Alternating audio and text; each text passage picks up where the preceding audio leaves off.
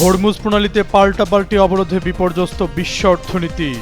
উত্তেজনার মধ্যে যুক্তরাষ্ট্রকে জাহাজ চলাচলের নতুন প্রস্তাব পাঠাল তেহরান। এখনও মুখ খোলেননি ডোনাল্ড ট্রাম্প।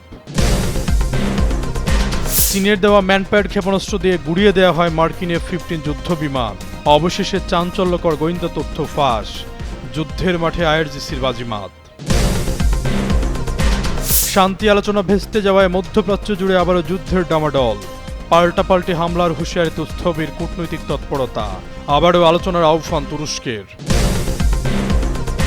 ৩৪ বছর পর সরাসরি বৈঠকে বসতে যাচ্ছে লেবানন ইসরায়েল। আসতে পারে যুদ্ধবিরতির ঘোষণা। দুপক্ষ ইতিবাচক বলছে ওয়াশিংটন। ইরান যুক্তরাষ্ট্র যুদ্ধের প্রভাবে বিশ্ববাজারে স্বর্ণের দামে অস্থিরতা। প্রভাব পড়েছে দেশের বাজারেও। যুদ্ধ পরিস্থিতি নিয়ে বিশ্লেষকদের শঙ্কা।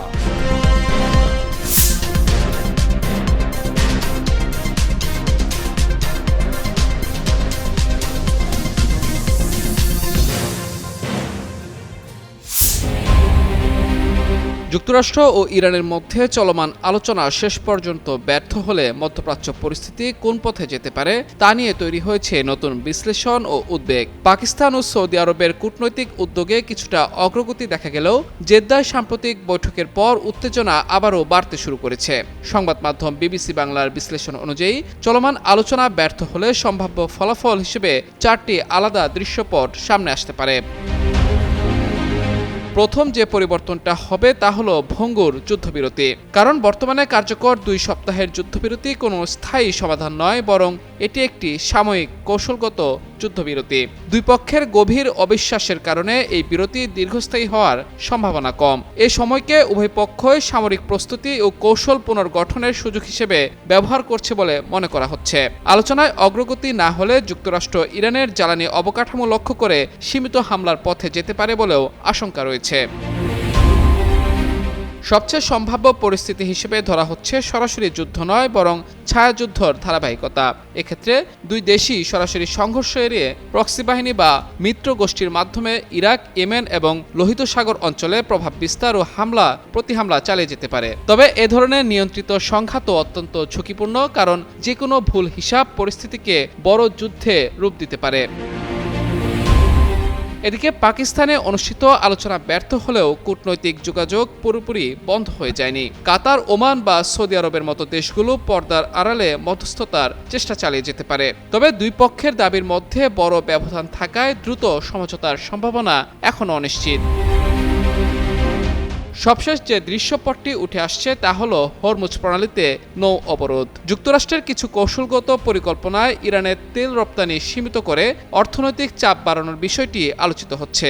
এতে শুধু ইরান নয়, চীনসহ বৈশ্বিক জ্বালানি বাজারও বড় ধরনের চাপের মুখে পড়তে পারে। একই সঙ্গে এ ধরনের পদক্ষেপ মার্কিন নৌবাহিনীকেও সরাসরি ঝুঁকির মধ্যে ফেলতে পারে। সব মিলে মধ্যপ্রাচ্য পরিস্থিতি এখন এক অনিশ্চিত ও অস্থির অধ্যায়ে প্রবেশ করেছে, যেখানে একদিকে চলছে সীমিত সংঘাতের বাস্তবতা, তেমনি অন্যদিকে টিকে আছে কূটনৈতিক সমাধানের ক্ষীণ সম্ভাবনা। মাহমুদুর রহমান, যুগান্তর নিউজ। ইরানকে কেন্দ্র করে ইসরায়েলের প্রধানমন্ত্রী বেনিয়ামিন নেতানিয়াহুর সাম্প্রতিক মন্তব্য নতুন করে যুদ্ধের আশঙ্কা যেন উস্কে দিচ্ছে। কূটনৈতিক আলোচনার পাশাপাশি সামরিক প্রস্তুতি জোরদার করার ইঙ্গিত দিয়ে তিনি বলেছেন, প্রয়োজনে ইরানের বিরুদ্ধে পুনরায় যুদ্ধ শুরু করতে প্রস্তুত রয়েছে ইসরায়েল। ইসরায়েলি সংবাদ মাধ্যম টাইমস অফ ইসরায়েলের প্রতিবেদনে জানা গেছে, যুক্তরাষ্ট্রের সঙ্গে ইরান ইস্যুতে চলমান আলোচনার মাঝেই এক ভিডিও বার্তায় নেতানিয়াহু এই মন্তব্য করেন। তিনি বলেন, ইরানের পারমাণবিক সক্ষমতা সীমিত করা এবং সমৃদ্ধকরণ কার্যক্রম বন্ধ করাই তাদের প্রধান লক্ষ্য। একই সঙ্গে গুরুত্বপূর্ণ নৌপথগুলো পুনরায় চালু করার বিষয়েও গুরুত্ব আরোপ করেন তিনি। এদিকে লেবাননের সঙ্গে যুদ্ধবিরতি নিয়ে আলোচনা চললেও দেশটি বিদ্রোহী গোষ্ঠীর বিরুদ্ধে সামরিক অভিযান অব্যাহত রেখেছে ইসরায়েল। নেতানিয়াহু জানান, এই আলোচনার লক্ষ্য হচ্ছে লেবাননের বিদ্রোহী গোষ্ঠীকে সীমান্ত থেকে দূরে সরিয়ে দেওয়া এবং দীর্ঘমেয়াদী শান্তি নিশ্চিত করা। তিনি শক্তির মাধ্যমে শান্তি প্রতিষ্ঠার কথাও উল্লেখ করেন। বর্তমানে দক্ষিণ লেবাননের বিনোদ জাবেল এলাকায় বিদ্রোহী গোষ্ঠী ঘাঁটিকে লক্ষ্য করে অভিযান জোরদার করা হয়েছে। পাশাপাশি মাউন্ট হারমনের পূর্ব ঢাল পর্যন্ত নিরাপত্তা বলয় বিস্তৃত করার নির্দেশ দেওয়া হয়েছে বলে তিনি জানান। এতে অঞ্চলটিতে দ্রুজ জনগোষ্ঠীর নিরাপত্তা নিশ্চিত করার কথাও বলা হয়েছে। যুক্তরাষ্ট্র ও ইরানের মধ্যে চলমান শান্তি আলোচনায় সমর্থন অব্যাহত রাখার ঘোষণা দিয়েছে তুরস্ক।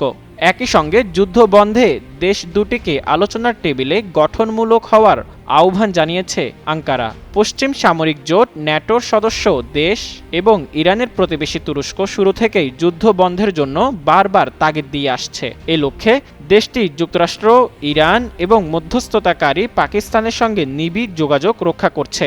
বৃহস্পতিবার তুরস্কের প্রতিরক্ষা মন্ত্রণালয়ের এক সাপ্তাহিক ব্রিফিংয়ে বলা হয়েছে, চলমান যুদ্ধকে একটি স্থায়ী চুক্তিতে রূপ দিতে এবং শেষ পর্যন্ত স্থিতিশীল শান্তি প্রতিষ্ঠায় আমরা প্রয়োজনীয় সমর্থন দিয়ে যাব, যাতে পরিস্থিতি আরও জটিল আকার ধারণ না করে কিংবা নিয়ন্ত্রণের বাইরে চলে না যায়। যুদ্ধের সঙ্গে সংশ্লিষ্ট সব পক্ষ চলমান আলোচনা প্রতিক্রিয়ায় গঠনমূলক ভূমিকা পালন করবে বলে প্রত্যাশা করেছে তুরস্ক। দেশটির একটি কূটনৈতিক সূত্র বলেছে, চলতি সপ্তাহের শেষের দিকে দেশটির দক্ষিণাঞ্চলীয় প্রদেশ আন্তালিয়াতে এক কূটনৈতিক ফোরামের ফাঁকে তুরস্ক, পাকিস্তান, সৌদি আরব এবং মিশরের পররাষ্ট্রমন্ত্রীরা বৈঠকে বসবেন। কাতার সফর শেষে পাকিস্তানের প্রধানমন্ত্রী শেহবাজ শরীফেরও তুরস্কে পৌঁছানোর কথা রয়েছে। যদিও যুক্তরাষ্ট্র ও ইরানের দ্বিতীয় দফার আলোচনার জন্য সুনির্দিষ্ট কোনো তারিখ নির্ধারিত হয়নি বলে জানিয়েছে পাকিস্তান। বৃহস্পতিবার দেশটির পররাষ্ট্র মন্ত্রণালয়ের মুখপাত্র তাহির আন্দ্রাবি সাপ্তাহিক এক সংবাদ ব্রিফিংয়ে এ তথ্য জানিয়েছেন। 3 দশকেরও বেশি সময় পর প্রথমবারের মতো লেবানন ও ইসরায়েলের মধ্যে কূটনৈতিক আলোচনা শুরু হয়েছে। মার্কিন পররাষ্ট্রমন্ত্রী মার্কো রুবিওর মধ্যস্থতায় শুরু হওয়া এ আলোচনার লক্ষ্য লেবাননের সশস্ত্র গোষ্ঠীর সঙ্গে ইসরায়েলের লড়াইয়ের অবসান। মধ্যপ্রাচ্যের উত্তপ্ত পরিস্থিতির মধ্যে এ বৈঠক কূটনৈতিক দিক থেকে তাৎপর্যপূর্ণ বলে মনে করছে আন্তর্জাতিক মহল। মঙ্গলবার ওয়াশিংটনে প্রথম দফায় বৈঠক হয়, যেখানে দুই পক্ষই আলোচনা ইতিবাচক হয়েছে বলে জানায়। এই ত্রিপাক্ষিক বৈঠকের আয়োজক ছিল মার্কিন যুক্তরাষ্ট্র। বার্তা সংস্থা রয়টার্স জানায়, মার্কিন পররাষ্ট্রমন্ত্রী মার্কো রুবিও, লেবাননে নিযুক্ত যুক্তরাষ্ট্রের রাষ্ট্রদূত মিশেল ইসা, যুক্তরাষ্ট্রের নিযুক্ত লেবাননের রাষ্ট্রদূত নাদা হামাদে মোয়াওয়াদ এবং যুক্তরাষ্ট্রে নিযুক্ত ইসরায়েলের রাষ্ট্রদূত ইয়েখিয়েল লাইটার আলোচনায় অংশ নেন।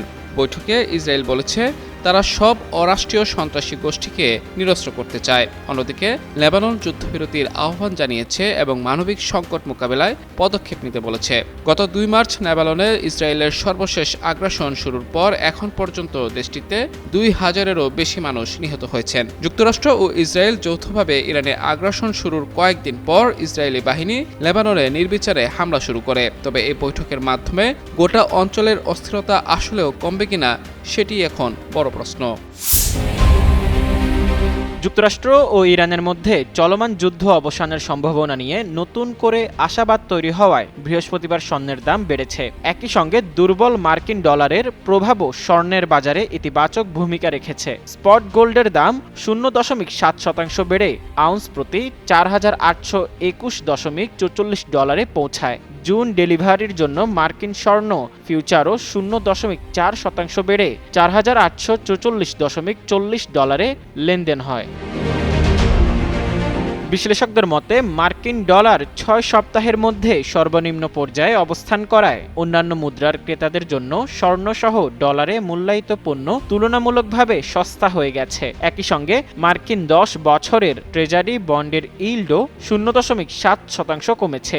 ONNDA এর সিনিয়র মার্কেট অ্যানালিস্ট কেলভিন ওং বলেন, স্বর্ণের এই উত্থাপনের প্রধান কারণ হল যুক্তরাষ্ট্র ইরান যুদ্ধবিরতির বিষয়ে তৈরি হওয়া আশাবাদ। তার মতে, যদি স্বর্ণের দাম $4,900 উপরে ওঠে, $5,000 মানসিক বাধা পর্যন্ত যেতে পারে।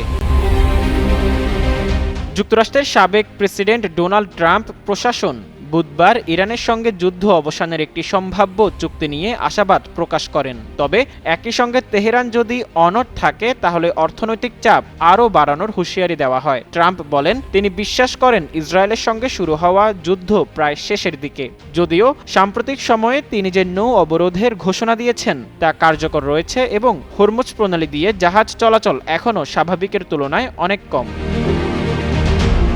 বিশ্লেষকদের মতে ইরান যুদ্ধ শুরুর পর থেকে স্বর্ণের দাম এখনও 8% বেশি কমেছে, কারণ জ্বালানি দামের অস্থিরতা বৈশ্বিক মুদ্রাস্ফীতি ও সুদের হার বাড়ানোর চাপ তৈরি করেছে। স্বর্ণ সাধারণত মুদ্রাস্ফীতির বিরুদ্ধে নিরাপদ বিনিয়োগ হিসেবে বিবেচিত হলেও উচ্চ সুদের হার এই ধাতুর চাহিদা কমিয়ে দেয়। যুক্তরাষ্ট্রের এখন ট্রেডাররা চলতি বছরে 25 বেসিস পয়েন্ট সুদের হার কমার সম্ভাবনা মাত্র 29% দেখছেন। যুদ্ধ শুরুর আগে বছরে 2 বার সুদের হার কমানোর প্রত্যাশা ছিল। এদিকে স্পট সিলভারের দাম 1.7% বেড়ে আউন্স প্রতি $40.41 দাঁড়িয়েছে। প্লাটিনাম 1.2% বেড়ে $2135.58 এবং প্যালাডিয়াম 0.9% বেড়ে $1587.39 লেনদেন হয়েছে। মোজাম্মেল পায়েল, যুগান্তর নিউজ।